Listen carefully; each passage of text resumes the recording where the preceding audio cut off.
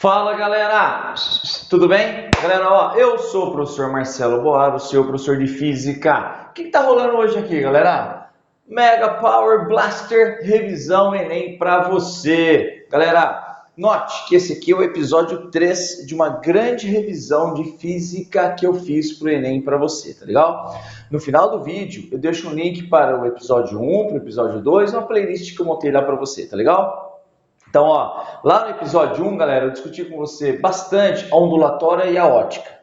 No episódio 2, eu discuti os conceitos de energia e de eletricidade, tá? Aqui no episódio 3, eu vou discutir com você os conceitos de mecânica e de termologia. Faça tudo com bastante cuidado, tá? O conjunto, galera, tá dando mais de 40 exercícios resolvidos para você.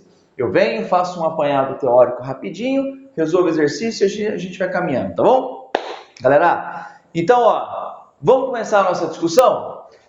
Vamos começar a nossa discussão de mecânica aqui com o que, Boaro? Vamos começar a nossa discussão de mecânica aqui com movimento uniformemente variado, análise gráfica disso aqui, tá legal? Essa parte extremamente importante que você precisa dominar, que isso aparece bastante para você. Ó, primeira coisa, movimento uniforme. O que é movimento uniforme, Boaro? Movimento uniforme quando o objeto se desloca com velocidade constante, tá, gente? Um objeto se desloca com velocidade constante, é um movimento uniforme. Se for um movimento retilíneo uniforme, está indo com velocidade constante reto. Se é um movimento circular uniforme, ele está indo com velocidade constante, mas girando, tá bom? Depois eu vou falar mais de movimento circular para você. Então, olha lá, galera, qual é a equação básica da mecânica? V igual a delta S delta T, cinemática, ó, V igual a delta S delta T. A velocidade é a variação do espaço pela variação do tempo, lembra? Delta S por delta T, S menos S0 por T menos T0, não é? Delta em física é o quê? É variação. Então é final menos inicial, tá bom? Muito bem, meus queridos, muito simples, né? Lembra da equação do sorvete? Então, a equação do sorvete ela pode ser escrita a partir dessa daqui, né? Olha só, se você chama esse cara aqui de zero, no instante inicial se ligou um cronômetro para você estudar o movimento no corpo, passa o T multiplicando, passa o S0 somando, fica S é igual a S0 mais V vezes T. Então, ó, sorvete, S é igual a S0 mais VT, tá bom? Movimento uniformemente variado, gente. Movimento uniforme é o MU, MUV, movimento uniformemente variado. Movimento uniformemente variado, gente, é aquele que tem uma aceleração constante. O que era aceleração mesmo, Boaro? A aceleração é o ΔV por ΔT, tá bom? A aceleração é o ΔV por ΔT. Então, se a aceleração é constante, nós podemos trabalhar, estudar, escrever essas três equações para você, tá? Gente, o VOAT, V igual a V0 mais AT, a velocidade que o corpo vai ter depois de um tempo, é a velocidade que ele tinha mais a aceleração vezes o tempo, lembra? Essa expressão aqui sai daqui, gente, semelhante ao que fizemos aqui, ó.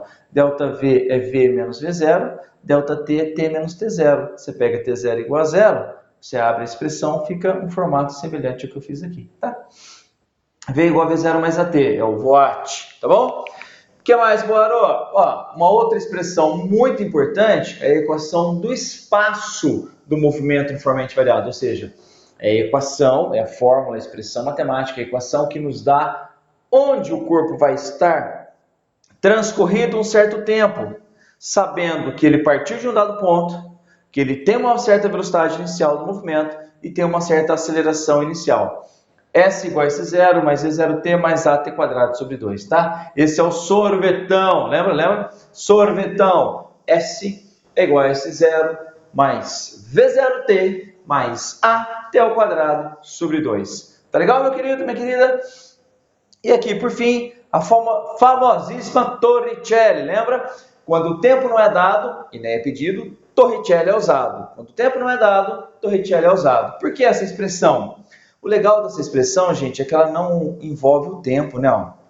V ao quadrado é igual a V0 ao quadrado, mais duas vezes a aceleração ΔS. Então, como ela não envolve o tempo, ela simplifica muitos cálculos, muitos problemas, tá bom? Equação de Torricelli, tá legal?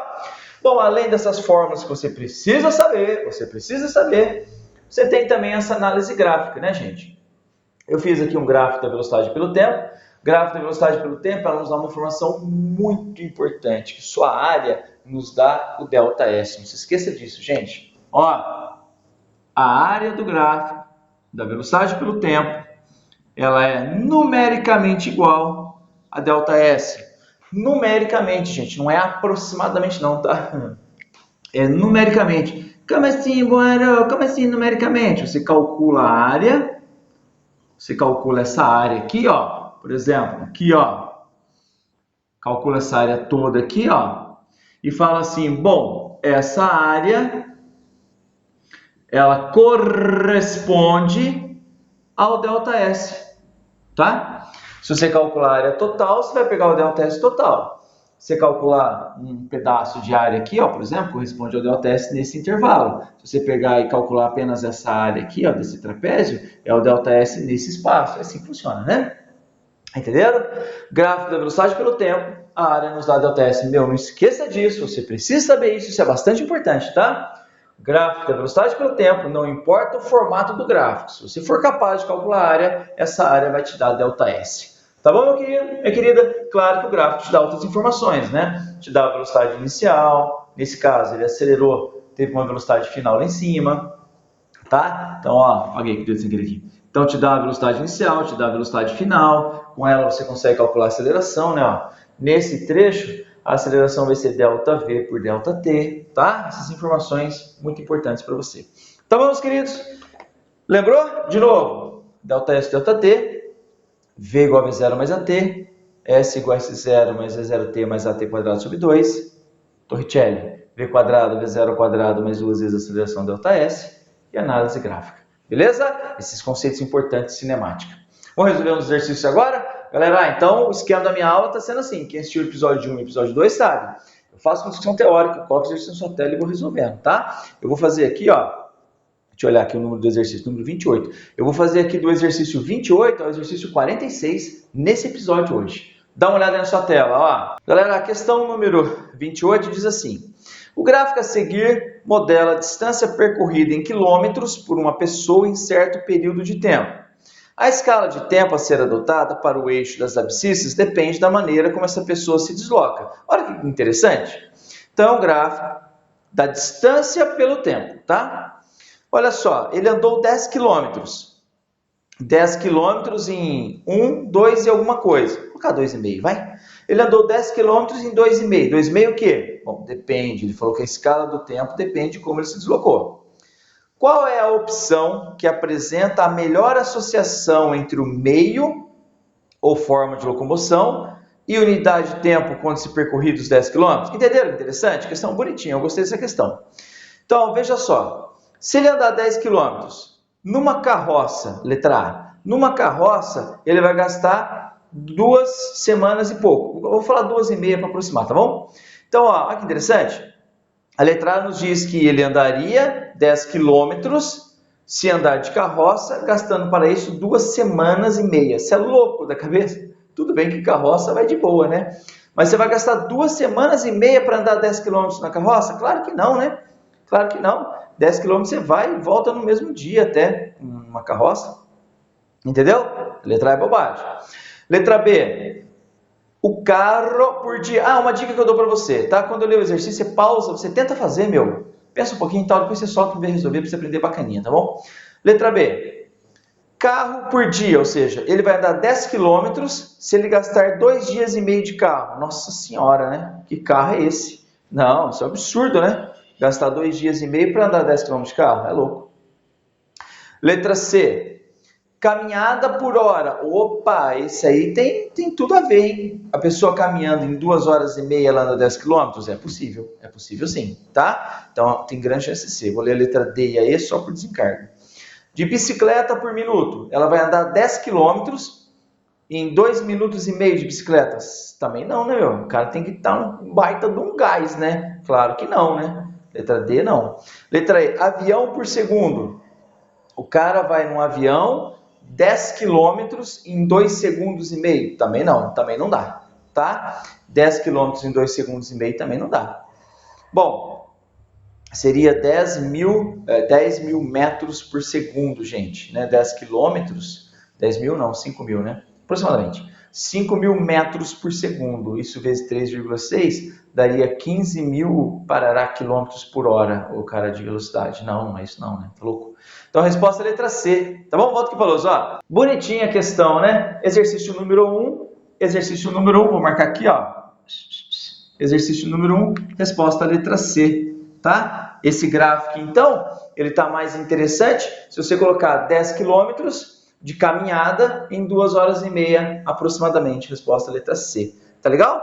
Tudo bem? Galera, então vamos continuar nosso trabalho? Vamos fazer muitos exercícios para você estar muito bem no Enem, tá bom? Então, aquele esquema, coloca os exercícios na sua tela, você lê junto comigo, pausa o vídeo, pensa um pouquinho, solta o vídeo e me vê resolver para você aprender, tá bom? Então, vamos lá? Questão número 29, dá uma olhada aí na sua tela, ó. Galera, a questão número 29 diz assim, ó. Os 2 primeiros colocados de uma prova de 100 metros rasos de um campeonato de atletismo foram, respectivamente, os corredores A e B. O gráfico representa as velocidades escalares desses 2 corredores em função do tempo, desde o instante de largada, t igual a 0, até os instantes em que eles cruzam a linha de chegada. Então aí, galera, o gráfico da velocidade pelo tempo. Vamos lá, né? Ó, o A passou de 14 metros por segundo no final e o B ficou com a velocidade exatamente 10 metros por segundo no final, entendeu? Partiram do zero, aceleraram feito um louco, atingiram a velocidade máxima. O A ganhou porque fez no menor tempo, né? Se olhar lá o finalzinho do A dá 10 segundos, o finalzinho do B dá 12 segundos. Analisando as informações do gráfico, é correto afirmar que, no instante que o corredor A cruzou a linha de chegada, faltava ainda para o corredor B completar a prova uma distância em metros igual a... Opa, como é que é agora? Gráfico da velocidade pelo tempo. Gente, você percebeu que o A terminou em 10 segundos, mas o B ainda teve lá até 12 segundos correndo. Você percebeu? Então, veja só. Se você calcular aquela área que é a diferença ali na retinha entre 10 e 12 segundos, vai te dar a distância que o B estava para trás. Entendeu? Tenta fazer aí. Volta aqui para a lousa que eu te explico. Ó. Galera, ó. Então é isso. Aqui chegou a 14. Ele chegou a 14 aqui. Mais até, me parece, aí no gráfico. Aqui exatamente a 10. Então, veja só. O corredor A saíram juntos, né? O A chegou, cruzou em 10 segundos. E o B ainda não. O B teve que gastar mais 2 segundos correndo. Então, no momento que o A chegou, quanto que faltava para o B correr? Faltava essa área aqui, não é? Lembra, gente? Por favor, lembre-se disso, tá? A área do gráfico da velocidade pelo tempo nos dá ΔS. Essa informação é extremamente importante para você. Ó, a área do gráfico é numericamente igual a ΔS. Então, para eu saber o quanto o B, quanto o B estava lá atrás, quanto faltava, a área é numericamente igual a esse ΔS. Gente, mas isso aqui é um retângulo, né? Base vezes altura, simplesmente. Então, ΔS do B, vamos chamar assim, ΔS do B vai ser igual. A base é 2, 10 até 12 é 2, vezes a altura. Quanto que é a altura, Boero? A altura é 10. Ou seja, 2 vezes 10, 20. Olha que bacana, né? Parece difícil, mas bacaninha, você consegue entender. Resposta letra D de dado, né? Exercício número 28, eu chamei esse aqui de exercício 1, né? Aquele que eu fiz anterior. Aquele lá era o 28, esse aqui é o 29. Exercício número 29. Ó, exercício número 29, resposta letra D. Tá bom, meu querido? Minha querida? Bacaninha. Vamos continuar nosso estudo para você destruir, para você detonar no Enem? Torço muito por você, falou? Vai detonar no Enem. Vamos lá? Galera, dá uma olhada na sua tela, ó. Galera, o exercício número 30 diz assim, ó. Em uma tribo, galera, indígena, de uma ilha tropical, o teste derradeiro, eu gosto dessa palavra, derradeiro, de coragem de um jovem é deixar-se cair em um rio, do alto de um penhasco. Isso é louco. Um desses jovens se soltou verticalmente a partir do repouso, de uma altura de 45 metros, em relação à superfície da água. O tempo decorrido em segundos entre o instante que o jovem iniciou a sua queda e aquele em que o espectador, parado no alto do penhasco, ouviu o barulho do impacto do jovem na água é, aproximadamente... Opa, como é que é, Baro? Cara, você tem um penhasco de 45 metros. E aí lá embaixo tem água. Aí o índiozinho aí, coitado, para mostrar bravura, ele teve que saltar desse penhasco. Ihu! Saltou. O que acontece? Acontece que ficou um cara lá em cima no penhasco observando. E aí esse penhasco tem uma altura de 45 metros, o cara vai gastar um tempo caindo, claro. E ele chega lá embaixo e se choca contra a água. Pá! Quando ele se choca contra a água, o som vai voltar. O som vai voltar, o cara que está ali em cima de boa, só olhando o que está acontecendo, ele vai ouvir o impacto, dessa pessoa, desse índiozinho aí, contra a água. E ele quer saber quanto tempo isso vai levar, entendeu? Note que é o tempo total, tá? Do momento que o cara saltou até o momento que ele escutou, o cara ali em cima escutou o retorno do som. Tá legal? Mas não é difícil não. Calcula o tempo que ele gastou caindo, calcula o tempo que o som gastou voltando, soma esses dois valores, tá legal? Pensou aí? Então volta para a lousa que eu te explico, ó. Galera, entendeu então o problema? O cara saltou aqui de 45 metros, quando ele se choca lá embaixo, esse som volta e a pessoa aqui em cima vai ouvir. Ele quer saber o tempo total. Então, gente, lembra da equação do sorvetão que eu escrevi agora há pouco para você? A equação do sorvetão, S é igual a S0 mais V0t mais AT quadrado sobre 2. É ou não é? S igual a S0 mais V0t mais AT quadrado sobre 2. Quando o cara salta em queda livre, existe uma forma simplificada dessa expressão, porque é o seguinte, se ele salta de queda livre, você pode chamar o S0 de zero, e o V0 é zero porque ele saltou. Como a aceleração é da gravidade, a expressão fica nesse formato aqui, ó. Tá? Gente, isso aqui não é uma fórmula nova, mas é uma maneira enxuta, tá? Sucinta de você escrever o sorvetão no momento da queda. O famoso H igual a GT ao quadrado sobre 2. Então, eu vou calcular primeiro o tempo de queda.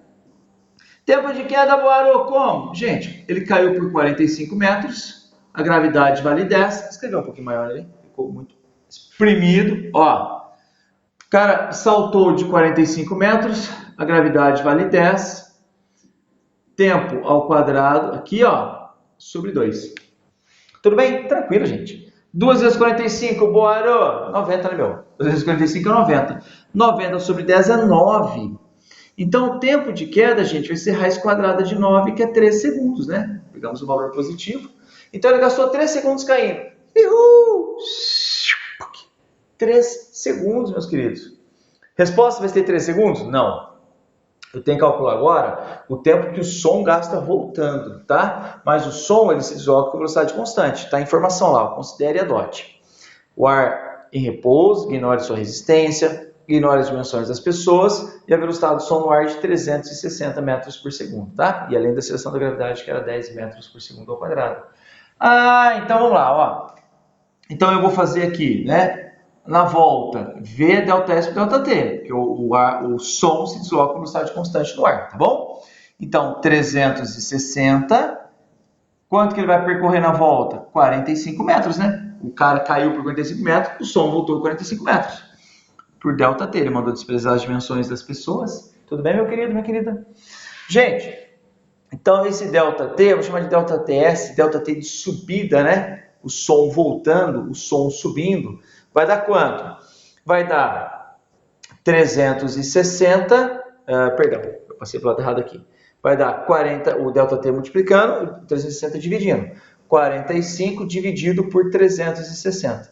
Gente, isso dá 0,125 segundos, eu já fiz essa conta, tá? Então, olha só, ele vai cair por 3 segundos e o som volta muito mais rápido, né? 0,125. Então, qual é o tempo total, Boaro? Porque ele perguntou o tempo total. O tempo total é soma, né, gente? Aproximadamente 3,1 segundos, que é a resposta letra A que eu estou olhando ali. Entendeu? Então, o exercício, que exercício é esse, Boaro? O 30, meu querido, o 30. Exercício 30, a resposta é a letra A. Exercício número 30, resposta é a letra A. Tá bom? Tá entendendo? Apareceu aqui para você, né? Não cortou não, né? Tá bom, meu querido, minha querida? Vamos continuar? Você vai detonar no seu Enem, cara. Acredito muito em você. Tenha fé, cara. Faz sua organização, vai com calma, com paz. Vai que vai dar certo, tá bom? Vai dar tudo certo para você. Meu querido, então eu vou apagar essa luz aqui.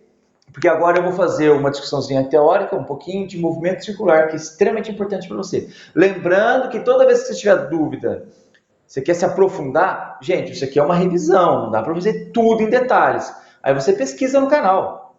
Por exemplo, eu vou fazer um apanhado de movimento circular agora. Você quer entender? Movimento circular, Boaro, vai aparecer uma playlist lá. Dentro de cinemática, eu fiz movimento circular 4 ou 5 aulas, se não me engano. Já faz um tempo que eu fiz, não me lembro. Lá, com exercícios resolvidos, tudo detalhado, entendeu? Movimento uniformemente variado, estou em dúvida, vai lá. Gráficos do movimento, escreve lá. Movimento uniformemente variado, Boaro. Esquece de escrever o Boaro na frente, hein? Boaro, dá um enter lá, vai aparecer para você. Tudo totalmente grátis. Meu trabalho sempre foi, sempre vai ser tudo totalmente grátis. Lembra de dar joinha nos vídeos, inscreva-se no canal, compartilhe esses vídeos, né? Vamos ajudar a galera que precisa desse conteúdo, tá bom? Tá legal? Tá legal? Então vamos lá? Galera, então vamos lá, ó. Movimento circular. Uma parte extremamente importante para você, hein? Nem adoro isso aqui. O primeiro conceito importante de movimento circular, você tem que lembrar, é a velocidade angular. Velocidade angular é a variação do ângulo pela variação do tempo. Movimento circular, nós estamos usando coisas que estão girando, né, gente? Então, é como o ângulo está mudando com o tempo. É a variação do ângulo pela variação do tempo. Movimento circular. Movimento linear é a variação do espaço pelo tempo. Aqui também se pode analisar a variação do espaço pelo tempo, mas tem esse fator a mais, né? A variação do ângulo pela variação do tempo, tá bom? O ômega pode ser escrito como 2π sobre t. 2π, gente, por quê? Porque uma volta completa é 2π, né? E t é o período. Lembrando que t é 1 sobre f. T é o período, F é a frequência. Você pode escrever isso como sendo T é 1 sobre F ou F é 1 sobre T. Tá legal? Relação entre velocidade linear e a velocidade angular. Gente, velocidade linear e velocidade angular, V é igual a ômega vezes R. A teoria dessa parte não é difícil. V é igual a ômega R, tá? A velocidade linear é a velocidade angular vezes o raio. V é igual a ômega R. Lembra essa expressão, tá? V é igual a ômega vezes R. E por fim, gente, a transmissão de movimento circular. A transmissão que pode ser feita por correia, tá? Por exemplo, se você tem essa roldana pequena girando acoplada a um motor e vai fazer a grande girar, tá? Ou se as duas estiverem juntas, soldadas uma à outra, por exemplo, no caso de uma catraca, tá? As catracas de uma bicicleta, você tem um conjunto de catracas que giram com a mesma velocidade angular, giram todas juntas, tá? Aqui elas têm o mesmo ômega, ou seja, enquanto uma dá uma volta, a outra dá uma volta também, eles têm o mesmo ômega. Aqui já não. Aqui a relação é a seguinte: se a grande for o dobro da pequena, para cada volta da grande você tem 2 voltas da pequena, tá? Se a grande for o triplo da pequena, para cada volta da grande você tem 3 voltas da pequena. É essa relação, a transmissão de movimento circular. Tá legal? Vamos fazer o exercício então? Essa parte é tranquila, se precisar, lembre-se, faz a pesquisa, vai no canal, vê com cuidado, tem tudo detalhado lá para você. Tá bom, meu querido, minha querida? Vamos fazer o exercício então? Dá uma olhada aí na sua tela, ó. Galera, a questão número 31 diz assim, ó. A transmissão do movimento de pedaladas de uma bicicleta é feita pelo uso de uma corrente, acoplando a coroa à catraca, não ocorrendo deslizamento entre a corrente e os discos. A catraca e a roda traseira são acopladas de modo que as velocidades angulares da catraca e da roda sejam as mesmas. Em outras palavras, gente, cada volta da catraca atrás dá uma volta no pneu, é normal, né? Observe a figura, tá aí a figura. Em uma corrida de bicicleta, o ciclista desloca-se com velocidade escalar constante, mantendo um ritmo estável de pedaladas, capaz de imprimir no disco dianteiro uma velocidade angular de 4 radianos por segundo. Então, o disco da frente gira 4 radianos por segundo. O disco de trás, gente, olha, se a coroa é 4 vezes a catraca, dá para ver aí, né, ó, na figura, né? E ele vai falar no texto também, ó. Se a coroa é 4 vezes a catraca, para cada volta da coroa eu tenho 4 da catraca, tá bom? Continuando a leitura.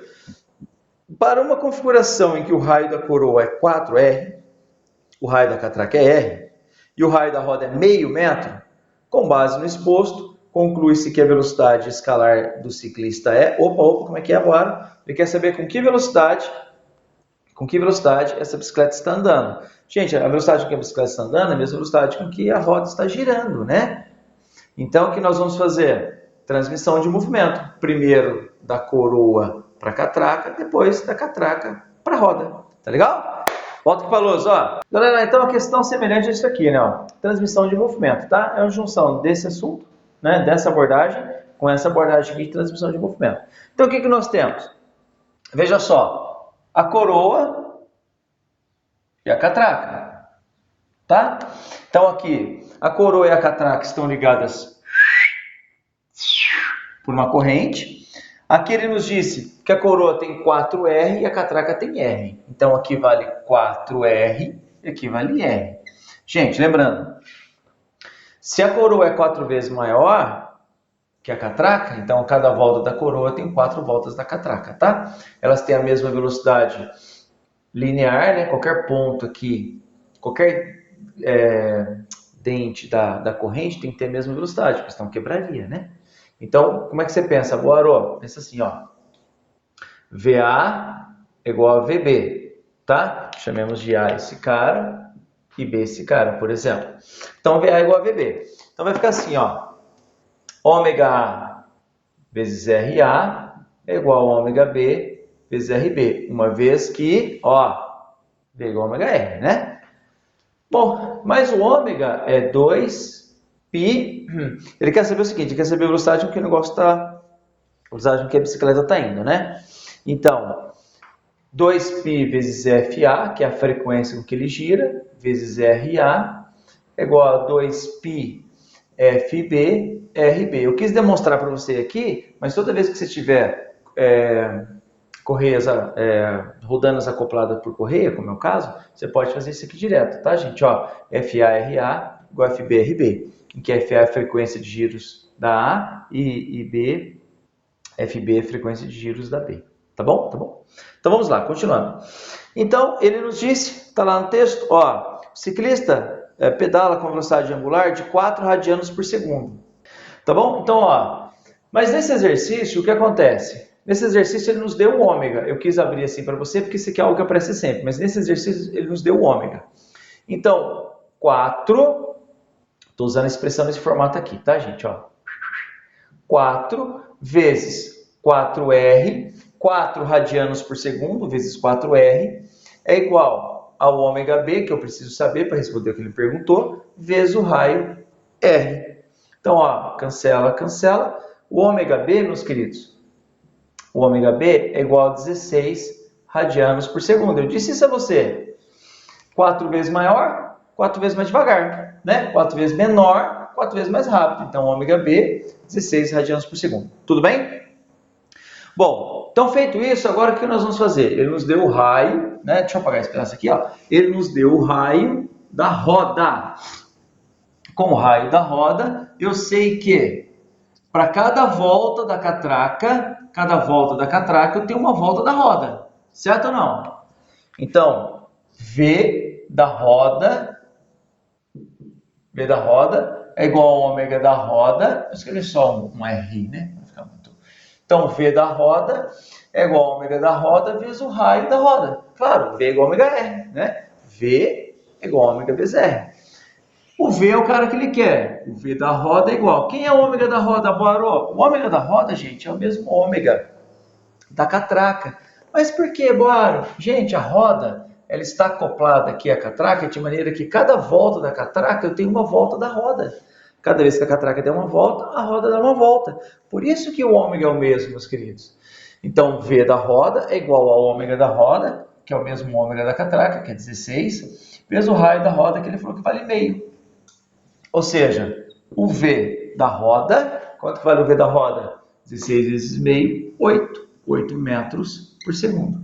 Então, um ponto aqui, ó, um ponto qualquer da periferia dessa roda está girando com uma velocidade de 8 metros por segundo. Isso faz com que a bicicleta vá para frente com uma velocidade de 8 metros por segundo. Entendeu, meu querido, minha querida? Resposta letra C, né? Resposta letra C. O exercício número 31. Exercício 31, letra C. Movimento circular, transmissão de movimento circular é um assunto extremamente importante para você, tá bom? Tá bom, galera? Então, ó, vamos continuar nosso estudo? Então, agora eu vou apagar essa luz aqui, vou fazer mais uma luzinha de teoria para você sobre força, tá? para a gente continuar nosso estudo. Dá uma olhada na sua tela. Ó. Então, galera, o que eu quero discutir com você aqui agora, a parte da dinâmica extremamente importante para você, que são as leis de Newton, tá? As leis de Newton. Quais são as 3 leis de Newton mesmo, Boaro? Primeira lei de Newton, chamada lei da inércia, lembra? Todo corpo tende a permanecer parado ou em movimento retilíneo uniforme se a força resultante sobre ele for zero, lembra? Então, ele fica parado ou em movimento retilíneo uniforme. Essa é a primeira lei de Newton. A segunda lei de Newton, chamada também de princípio fundamental da dinâmica, a segunda lei de Newton, nos diz que a força resultante é a massa vezes a aceleração. Gente, se um corpo não tem força resultante sobre ele, ele fica parado ou em movimento retilíneo uniforme, não é isso? Ora, então se existe uma força resultante sobre ele, o que vai acontecer com ele? Ele vai ter a sua aceleração, que corresponde a uma variação de velocidade, né? Então, se existe sobre ele uma força resultante, então ele vai ganhar velocidade ou perder velocidade. Claro, ele vai ganhar velocidade ou perder velocidade, tá bom?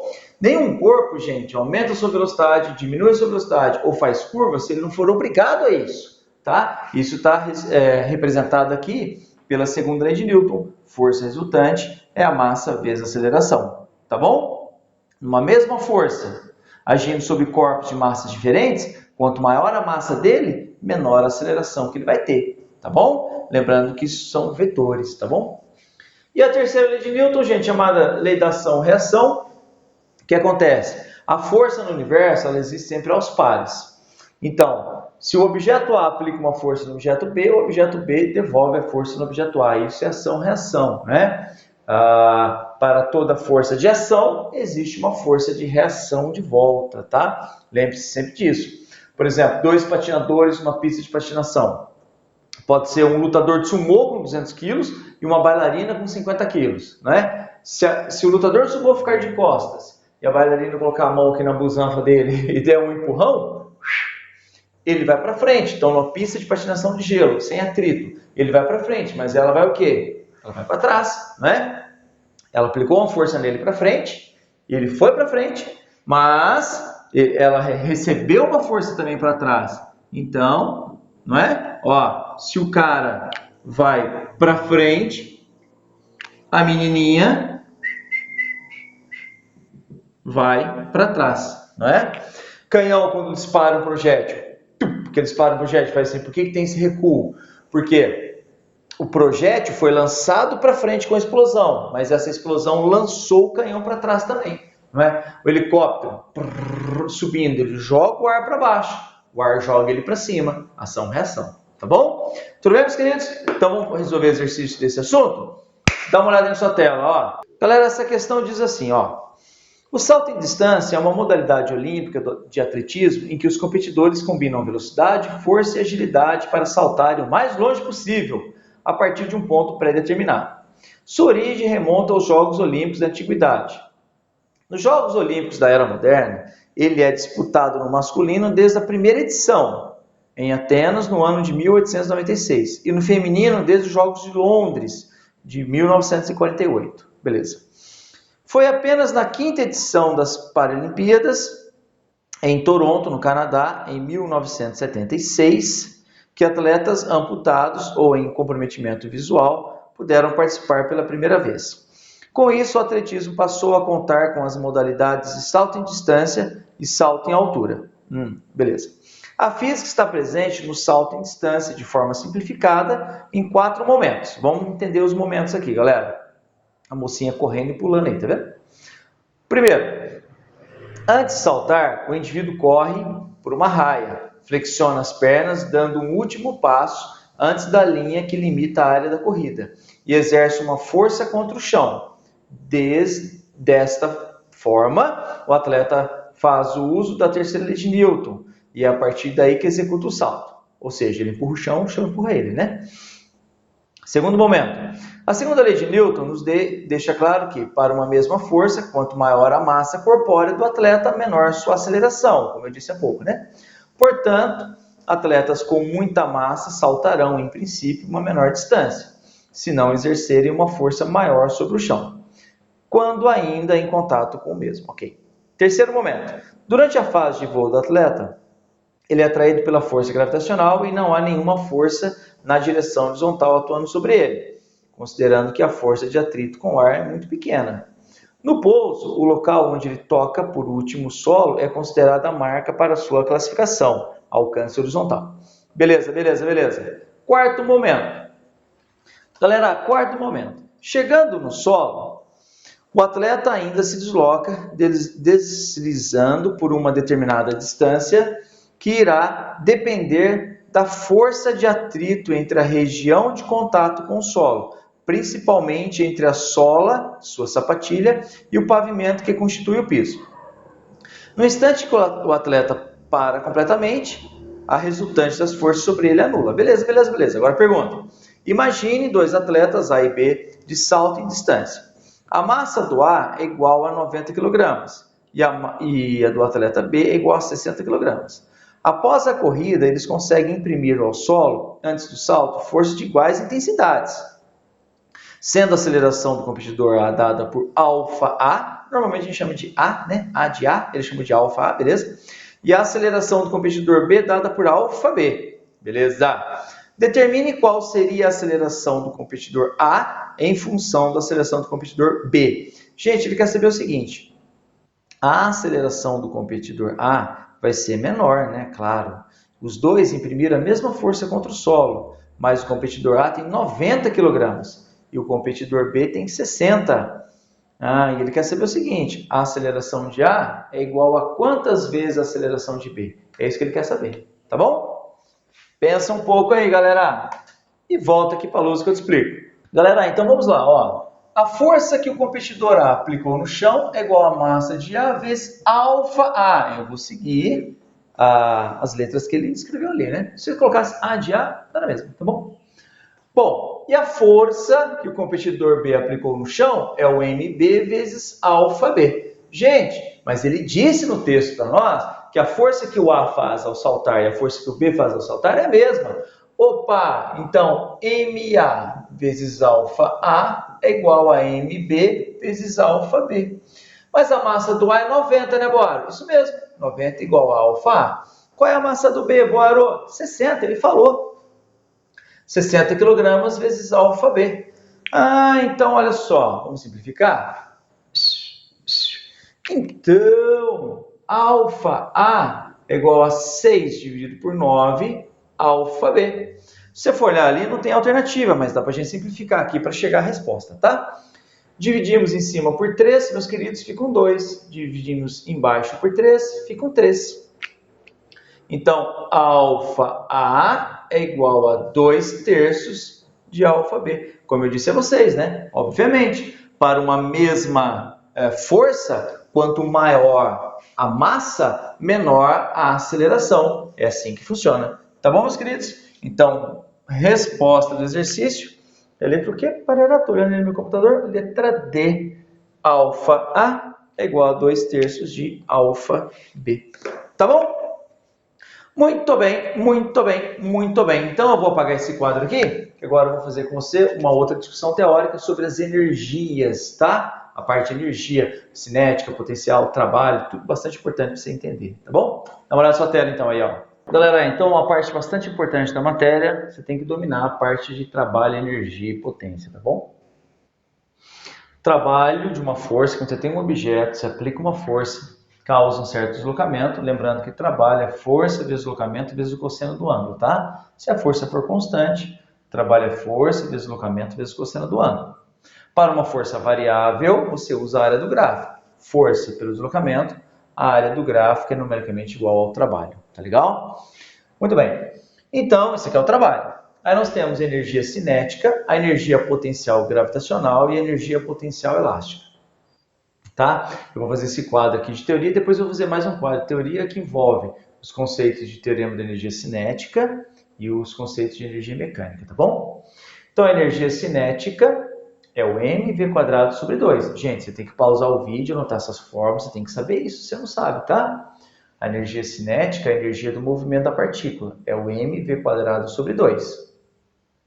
Energia potencial gravitacional é aquela energia que o corpo tem quando ele tem uma certa altura em relação ao solo. É dada por mgh, tá bom?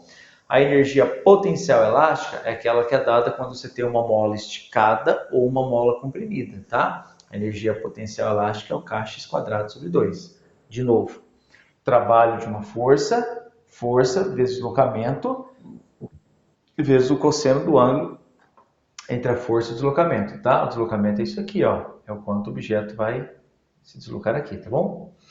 O trabalho de uma força variável você acha pela área do gráfico. A energia cinética mv² sobre 2. A energia potencial mgh. Energia potencial elástica kx² sobre 2. O K é a constante da mola, é uma constante, tá bom? E o X é a deformação, é o quanto você estica a mola ou o quanto você comprime a mola. Tá legal? Tem que saber isso aí, bora. Tem que saber, meu. Tem que saber bem. Tá legal? Tudo bem? Então lembra sempre, ó. Sair de lado aqui um pouco, você pausar o vídeo. Pausa o vídeo, copie isso aí, saiba essas formas todas que você precisa saber. Tá legal? Muito bem. Então agora vamos para o outro quadro. Galera, então, ó, esse nosso segundo quadro aqui da parte de energia, teorema da energia cinética, chamado de TEC, nos diz que o trabalho da força resultante é igual à variação da energia cinética. É isso que esse símbolo me diz. O trabalho da força resultante é igual à variação da energia cinética. Por exemplo, tem uma bola de futebol, coloca ela no chão, empurra com a mão, ela está girando. Então ela já tem energia cinética. Aí eu chego lá e dou uma bica nela. A força que a minha perna faz sobre a bola é a força resultante sobre ela naquela condição. Então o trabalho que eu fiz sobre a bola vai ser igual à variação de energia cinética que ela vai ter. Porque a velocidade dela vai aumentar, não vai? Então antes ela tinha uma energia cinética, mv² sobre 2. mv inicial ao quadrado sobre 2. Depois ela vai ter uma outra velocidade, mv final ao quadrado sobre 2. Então o teorema da força resultante, o teorema da energia cinética me diz que o trabalho da força resultante é a variação da energia cinética. Tudo bem? O teorema da energia mecânica, gente, nos diz o seguinte: a energia mecânica que um corpo tem é a soma da cinética com a potencial. Essa potencial pode ser gravitacional ou elástica, ou as duas, tá? É mais raro aparecer problemas que tem as duas, mas pode ser as duas ao mesmo tempo, tá bom? Então, ó, um carrinho de montanha-russa, nesse ponto aqui, ele tem energia cinética e energia potencial. Nesse ponto aqui, ele tem energia cinética e energia potencial. O que eu digo? Se o sistema for conservativo, olha que interessante, que a energia mecânica é a cinética, mas a potencial vale sempre. Mas, além disso, se o sistema for conservativo, a energia cinética em A mais energia potencial em A vai ser igual à energia cinética em B mais energia potencial em B. Olha que interessante. Ao cair, ele vai perder energia potencial gravitacional, porque a altura está diminuindo. No entanto, ele vai ganhar em energia cinética. Tá bom? Então, energia cinética em A mais energia potencial em A é igual a energia cinética em B mais energia potencial em B. Em sistemas conservativos, tá, gente? Cuidado. Isso vale quando não tem atrito. Mas, na grande maioria dos exercícios, ele manda você desprezar o atrito para você resolver. Tá bom? Se tiver atrito, basta você pensar assim, ó. A energia que ele tinha antes vai ser igual ao que ele tem depois, mais o que foi perdido. Né? Se tiver atrito, é assim que você pensa. Tudo bem? Vamos resolver o exercício agora? Dá uma olhada na sua tela, ó.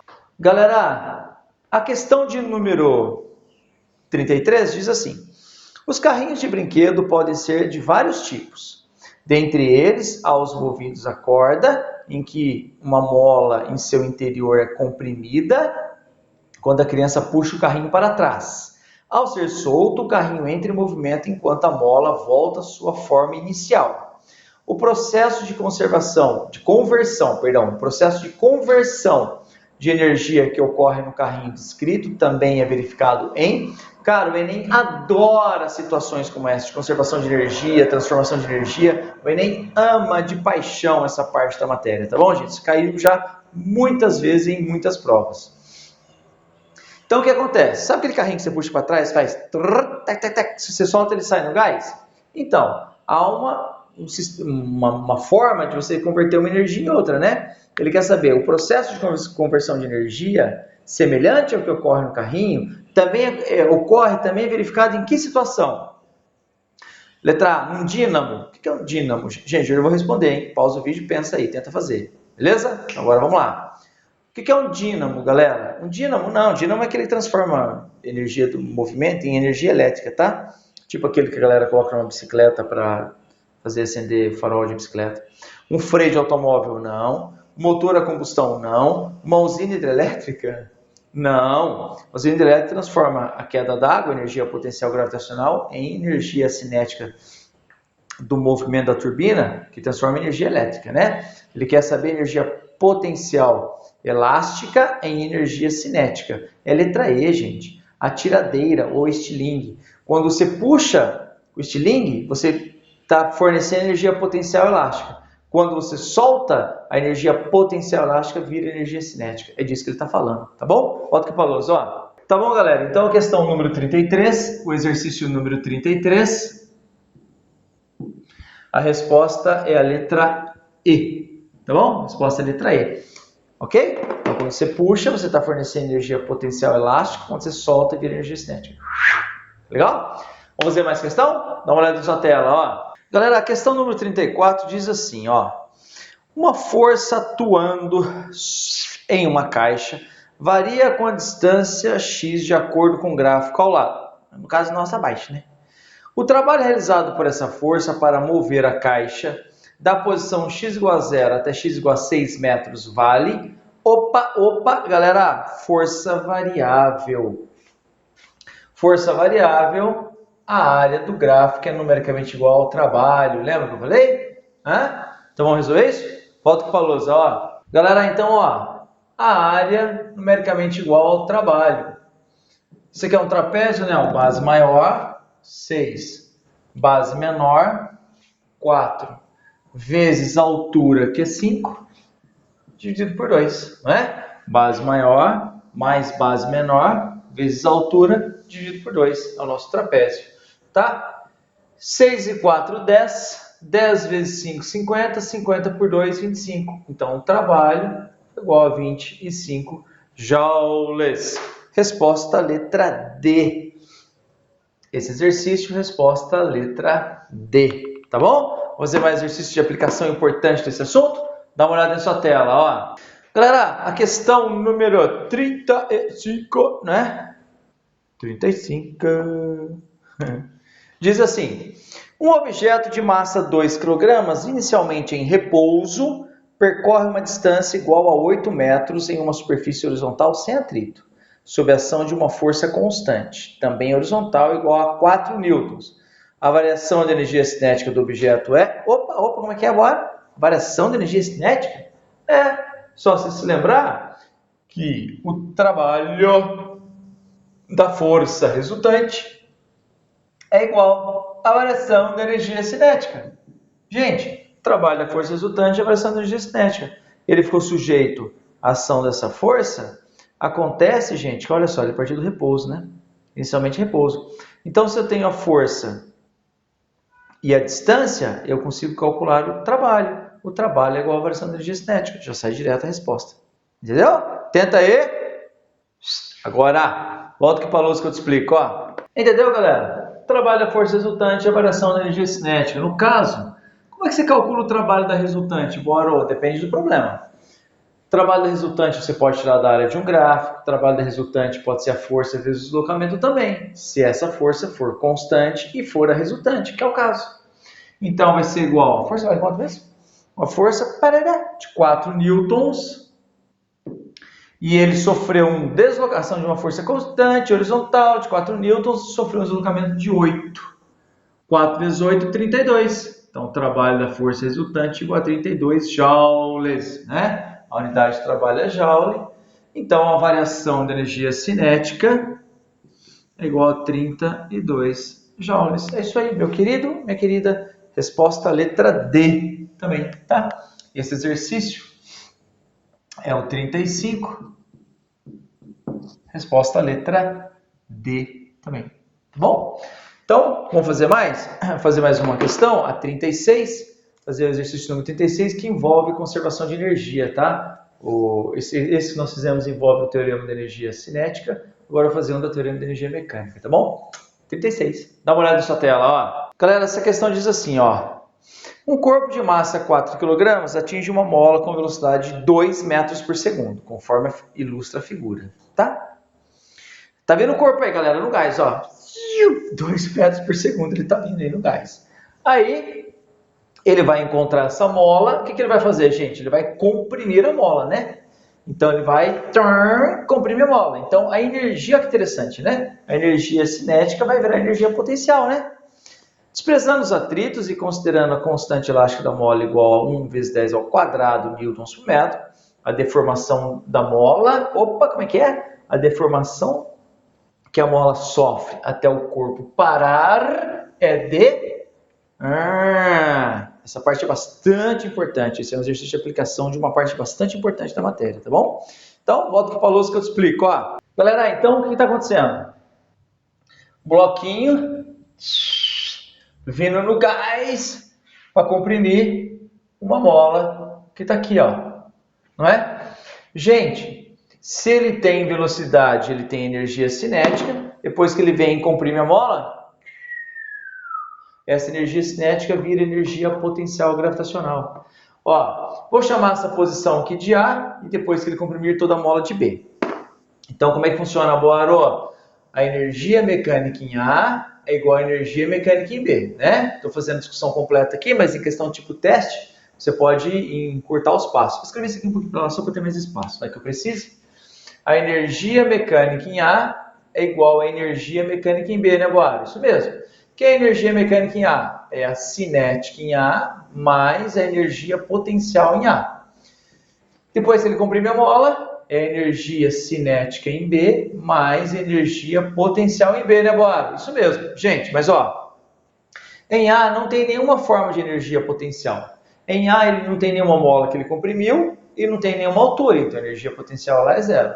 E em B, a energia cinética é zero, porque depois que ele comprime a mola, faz ele comprime a mola, entendeu?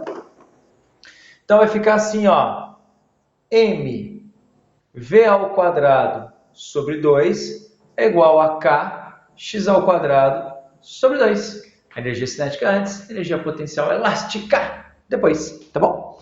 Então, ó, eu cancelo esse 2 com esse 2. Quanto vale a massa, Boaro? 4. Então, 4. Velocidade, 2 ao quadrado é igual ao k. O k vale 100, né, gente? 1 vezes 10 ao quadrado é 100. 100 vezes x ao quadrado. Tá bom? Então, note. Ó, ele quer o x, que aqui está elevado ao quadrado. 4 tem raiz, 2 ao quadrado tem raiz e 100 tem raiz. Então, você tem que ficar esperto para você simplificar a sua vida. Ó, 4 vezes 2 ao quadrado, que é 4 também, né? Dividido por 100. Então, o x vai dar assim, gente. Ó, vai ser raiz de 4, que é 2, raiz de 2 ao quadrado, que é 2, e raiz de 100, que é 10. 2 vezes 2 é 4, 4 por 10, 0,4. Ah, olha que bacana! Então ele vem, comprime a mola em 0,4 metros. Opa! Então exercício número 36, a resposta é a letra 0,4 metros. Resposta é a letra, estou lendo ali no computador, letra A. Resposta é a letra A. Tá bom?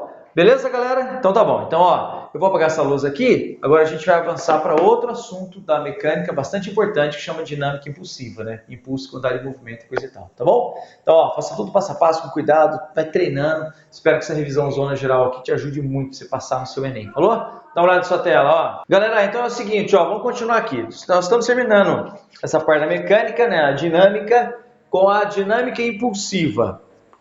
Conceitos bastante importantes que eu já vi cair várias vezes no Enem, hein?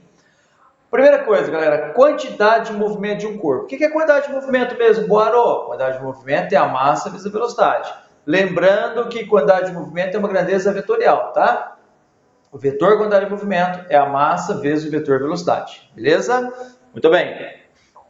Próximo conceito importante, impulso. O impulso, que também é um vetor, é a força vezes o intervalo de tempo, tá bom? O impulso é a força vezes o intervalo de tempo.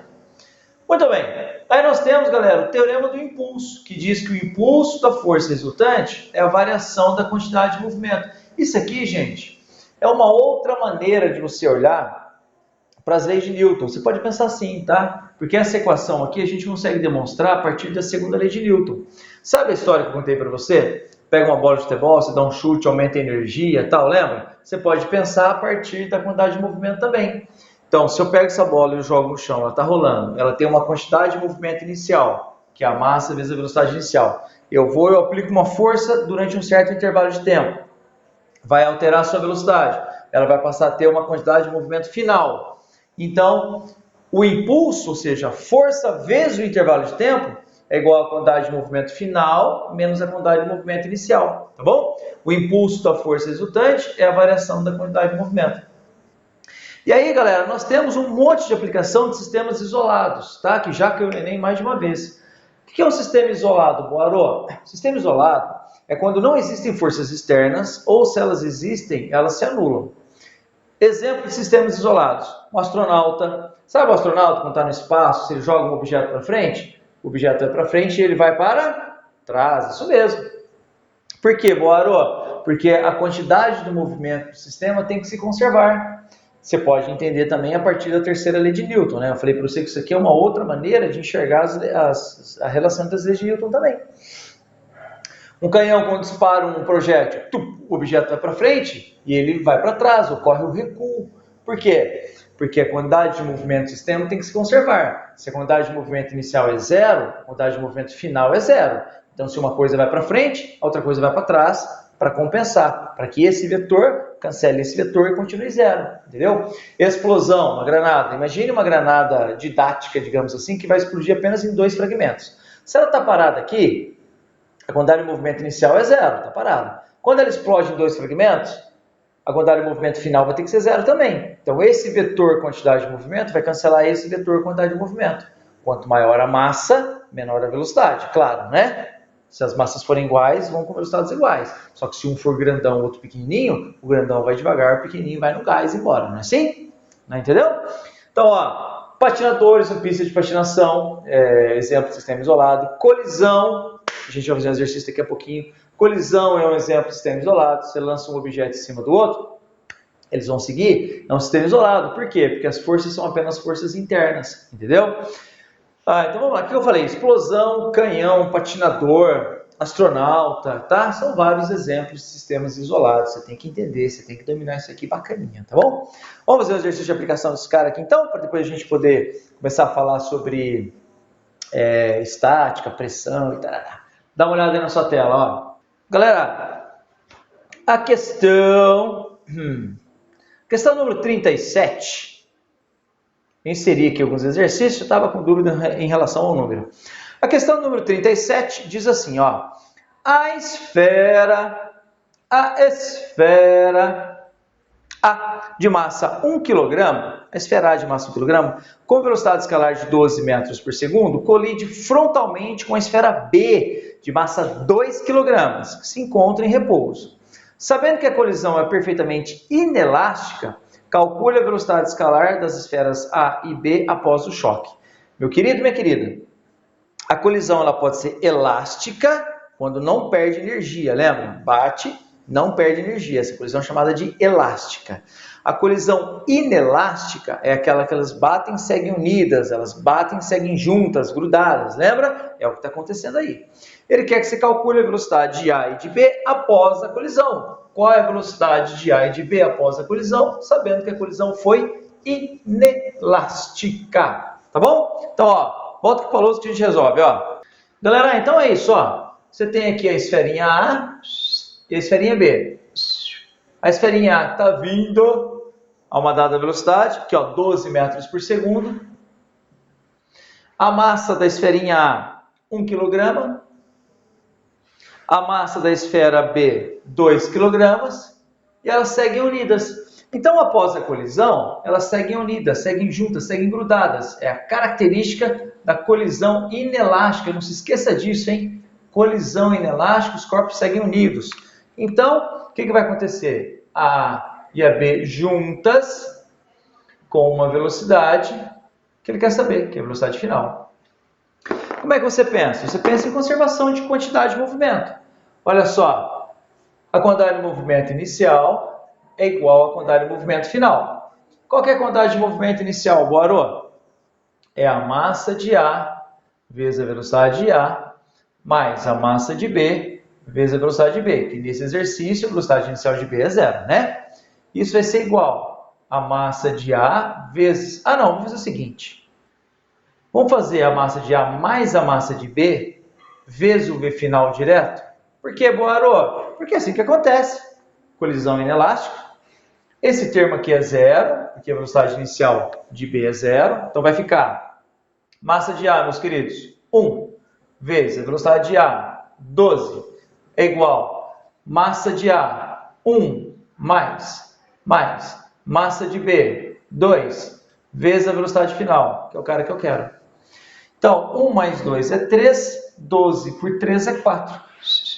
Então, os dois juntos vão a velocidade de 4 metros por segundo, tá bom? Essa questão dissertativa não tem alternativa. Entendeu como é que funciona? Entendeu como é que funciona? É assim que funciona. Galera, saber isso aqui, tá? Dominar essa parte da matéria que é bastante importante, tá bom? Então, eu vou apagar esse quadro aqui para a gente fazer um pouco mais da teoria e terminar essa parte da mecânica, que falta só um pouco, tá legal? Dá uma olhada aí na sua tela.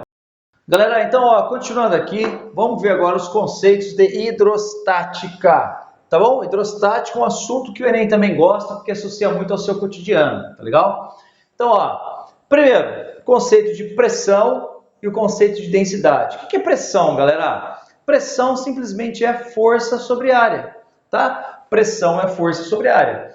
Então, veja só, quanto menor a área para uma mesma força, maior a pressão, não é? Ó, quanto menor a área para uma dada força, maior a pressão. Por isso que um prego ele é pontiagudo, né? Você pega o prego, pontiagudo, se encosta na madeira, você bate nele, a força que você aplica à área é pequena, a pressão é grande, ele consegue romper e entrar na madeira, né?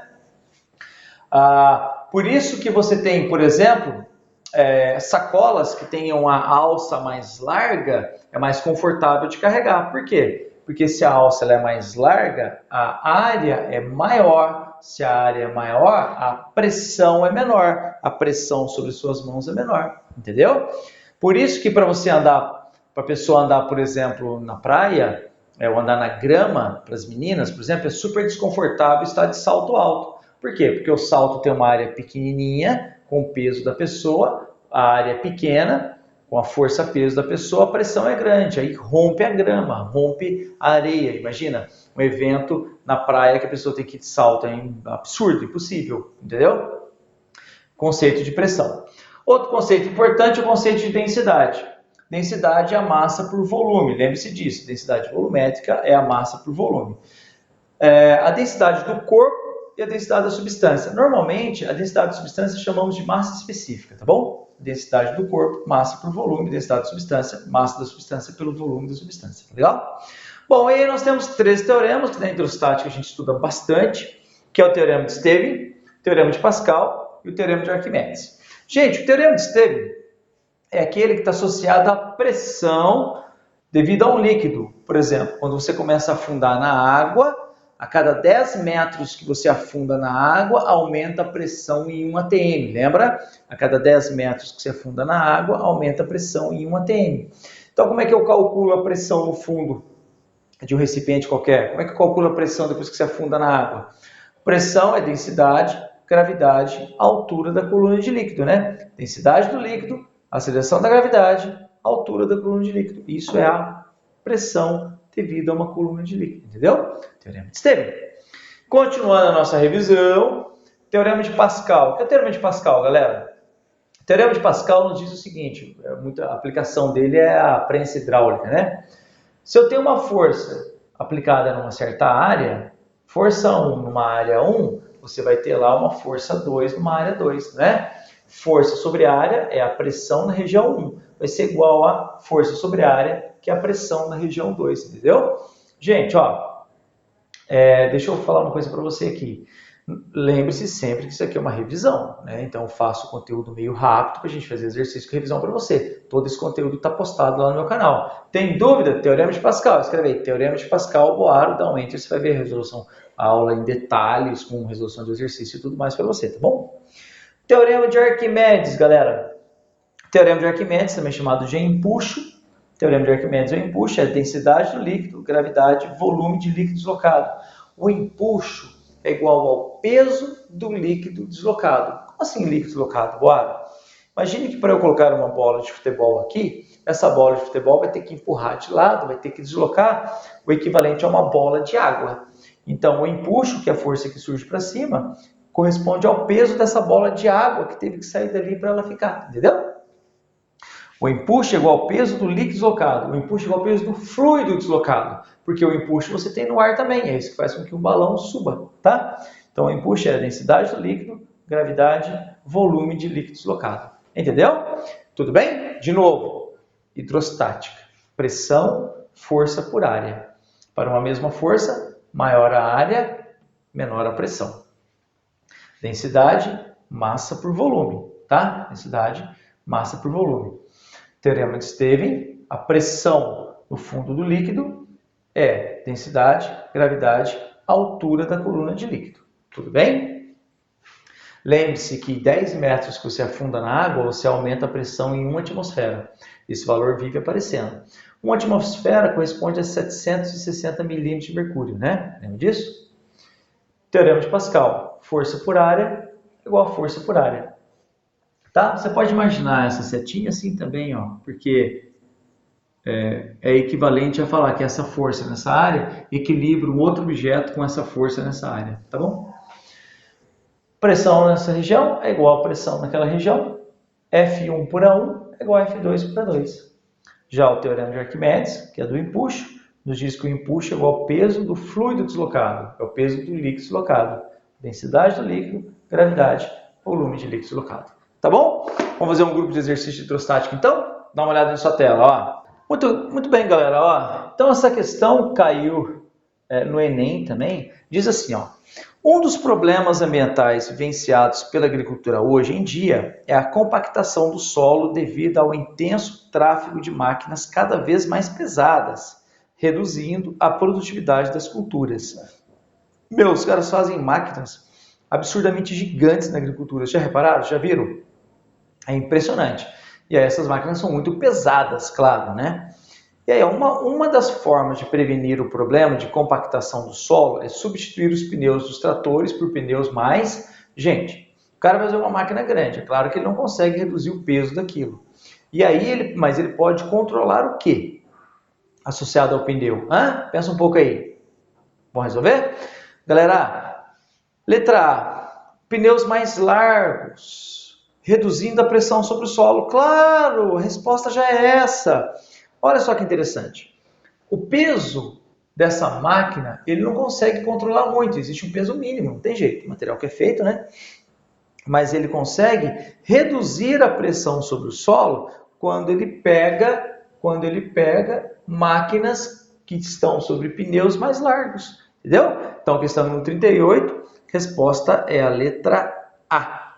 Tá legal? Então, volta aqui para a luz, ó. Tranquilo, né, galera? Questão número 38, resposta é a letra A. Para o mesmo peso daquelas máquinas, quanto mais largo o pneu, melhor é. Então por que eles não fazem pneus largões? Nunca vai ter problema de compactação. Mas aí vai ter outros problemas, né? Se fizer pneus muito largos, ele vai ter que ter faixas para essa máquina andar muito grande. E aí ele vai perder aquele espaço de plantação naquela área, né? Então, tudo custo-benefício. O cara tem que ir avaliando, ver o que é mais interessante. Tá bom? Então, vamos continuar? Vamos fazer a próxima questão, questão número 39. Dá uma olhada na sua tela, ó. Galera, a questão número 39 diz assim, ó. O manual que acompanha uma ducha higiênica informa que a pressão mínima da água para o seu funcionamento apropriado é de 20 kPa, ou seja, quilopascal, tá? E o pascal é o Newton por metro quadrado, né? Que é a unidade do sistema internacional. A figura mostra a instalação hidráulica com a caixa d'água e o cano ao qual deve ser conectada a ducha. Então, gente, olha aí o desenho. Você tem uma caixa d'água lá em cima e você tem o cano de saída. Ela tem a parede, o cano está descendo, faz a curvinha e vai sair. O valor da pressão da água, olha a pergunta dele. O valor da pressão da água na ducha está associada à altura. Opa, como é que é agora? A pressão de saída da água ali, né? Está associada a qual daquelas alturas? É isso que ele quer saber. Bastante interessante, né? Gente, está associado ao teorema de Stevens. Né? A pressão devida a um líquido é densidade, gravidade, altura da coluna de líquido. Gente, altura da coluna de líquido. Não importa a altura da caixa d'água, o que importa é a altura da água lá em cima. Se a caixa d'água for muito grande, mas estiver vazia, ou com pouca água lá embaixo, não importa. Se a caixa d'água for estreita, mas bem alta, aí é mais favorecido, né? Então é disso que ele está falando. Qual das alturas aí realmente importa? É a altura do nível da água lá em cima com a saída do caninho lá embaixo, né? Pensou? Volta aqui para a lousa, ó. Galera, tranquilo, né, meu? Tranquilo, ó. A altura lá de cima até a saída. No caso é o H3, tá? H3, resposta letra C. H3, resposta letra C. Depende do nível ali, né, da lâmina de água lá em cima até a saída. Se o cano desce e volta até lá em cima, gente, essa volta ele perdeu de pressão, né? O que importa é a altura lá em cima do nível da água até o ponto lá embaixo de saída da água. Essa é a questão, tá bom? Essa questão, então, 39, resposta letra C. Legal? Vamos fazer mais questões, galera? Vamos lá? Fazer uma questão que envolve empuxo? Dá uma olhada aí na sua tela, ó. Galera, a questão número 40 diz assim, ó. Durante uma obra em um clube, um grupo de trabalhadores teve de remover uma estátua de ferro maciço colocado no fundo de uma piscina vazia. 5 trabalhadores amarraram cordas à estrutura e tentaram puxá-la para cima sem sucesso.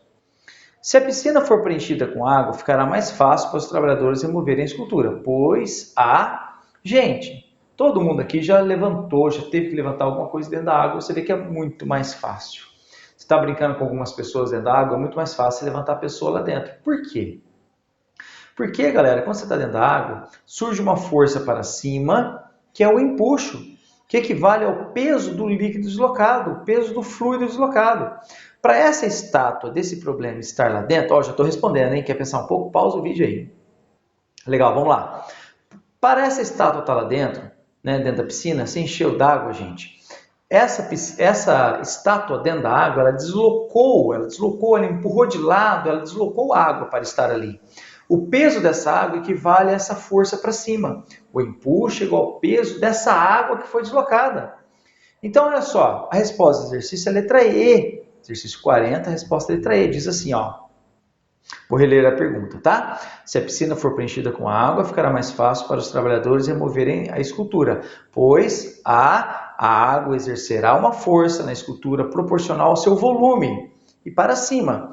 Essa força se somará à força dos trabalhadores fazem, podendo resultar em uma força ascendente maior que o peso da escultura, entendeu? Isso faz com que a escultura suba, legal? Volta aqui para a lousa, ó. Então, galera, questão número 40, o exercício número 40 está associado ao empuxo, tá? A resposta é a letra E, né?